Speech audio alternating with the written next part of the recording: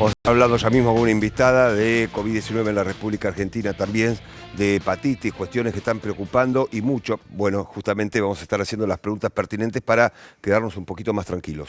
A propósito del aumento de casos, por eso ya mismo la estamos Sí, saludando claro. a Sandra Tirado, que es la secretaria de Acceso a la Salud del Ministerio de Salud de la Nación. Sandra, gracias por estar con nosotros. No, gracias por la invitación. A ver, nos quedábamos con un número y recién lo estábamos hablando Sí, también, claro. ¿no? Un aumento de casi el 100% de la cantidad de casos positivos de COVID en casi las últimas 3 semanas, 4 semanas. Sí, en las últimas 3 semanas sobre todo tuvimos un aumento de la cantidad de casos.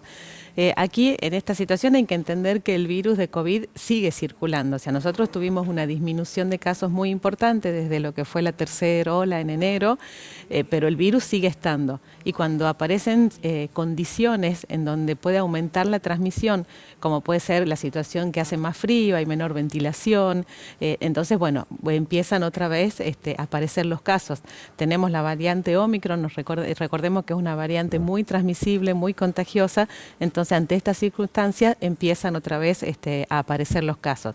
Era algo que sabíamos que podía llegar a pasar, que en el otoño, invierno, en los meses fríos aumenten los casos, por eso es que seguimos con la recomendación de vacunación y con las recomendaciones que tienen que ver con mantener, digamos, esto del uso del barbijo, de la ventilación y por supuesto si una persona tiene síntomas que no concurra a los lugares de trabajo, que se aísle por lo menos los primeros 5 días para así también cortar la cadena de contagio. Doctora, más allá de las bajas temperaturas, bueno, obviamente estamos ya en otoño, la cuestión vacunación es importante, pero también hay cierta relajación por parte no digo de toda la comunidad, pero de cierta comunidad uno puede advertir en la calle, en un supermercado, en una oficina, en un colectivo, ¿nos hemos relajado demasiado? Digo, a ver, tal vez existía la posibilidad de relajarse un poco, pero no tanto, me parece, ¿no? No sé qué está diciendo usted. Sí, lo que pasa es que nosotros estamos con el máximo de actividad. Si nosotros pensamos cómo estuvimos los 2 años anteriores, claro,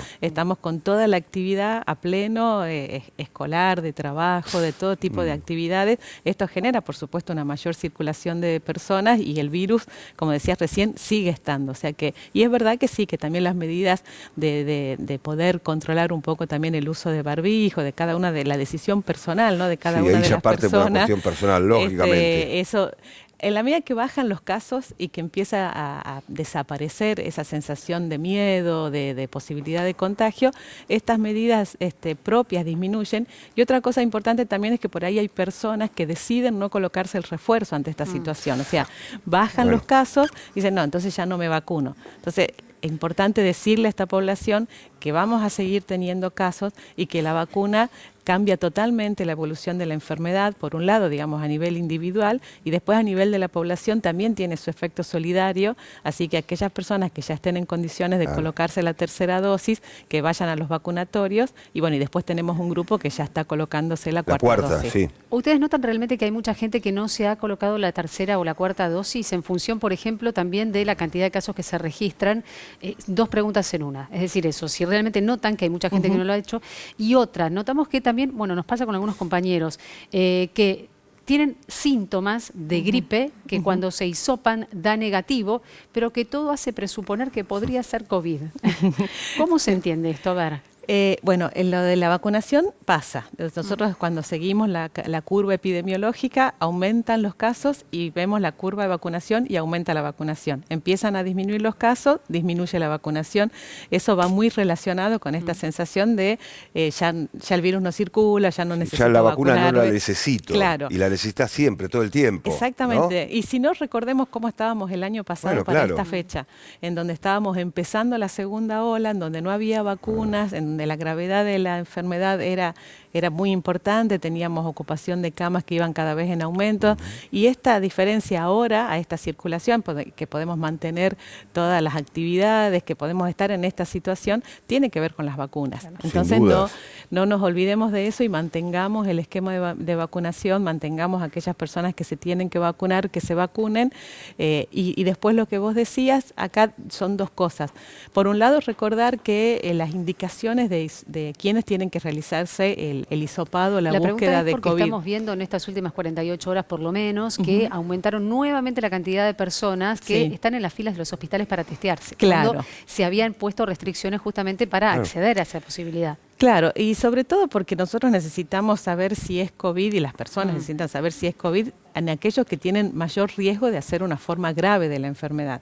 Entonces, aquellas personas mayores de 50 años, aquellas personas que tienen algún factor de riesgo, o aquellas personas que necesitan internación por la evolución de la enfermedad, por supuesto, en todas esas personas es necesario tener el hisopado.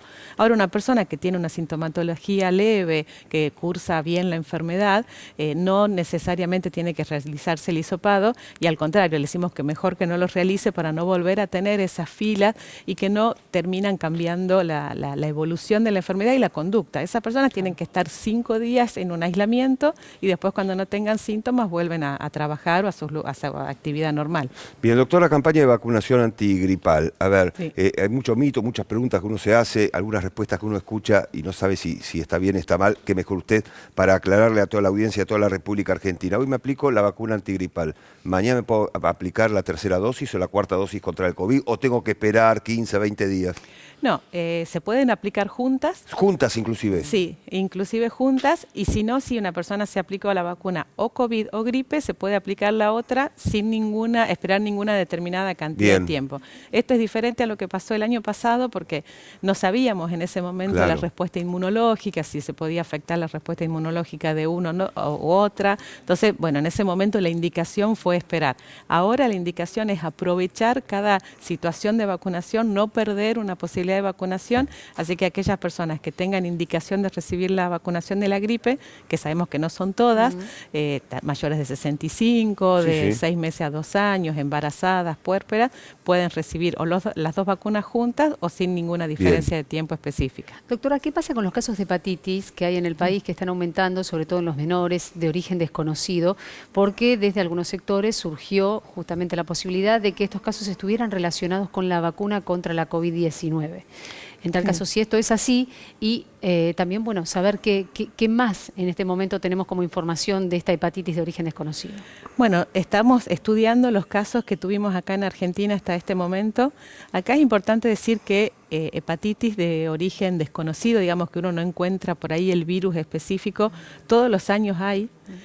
Ahora en este caso estamos con una alerta que surgió a nivel mundial porque hubo más casos que lo esperado, sobre todo en el Reino Unido. Entonces esto nos generó que tengamos una vigilancia todavía más activa de los casos de hepatitis. Nosotros tenemos una cantidad de casos que hasta el momento no aumentó.